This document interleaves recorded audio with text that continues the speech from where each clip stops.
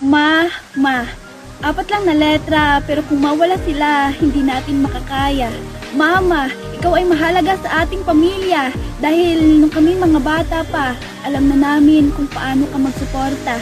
Mama, alam mo ba na kung napapagod ka, ayaw namin na makita kasi ang gusto lang namin nakangiti ka.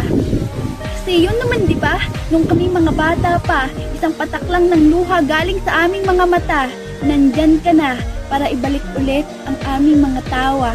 Alam ko na hindi madali ang maging isang ina kasi dumadating ka na sa part na kailangan mo nang magpakatatag para sa iyong pamilya. Kaya mama, salamat talaga. Kung minsan nasasagot man kita pero huwag kang mag-alala. Ikaw pa rin ang aking reyna, mama.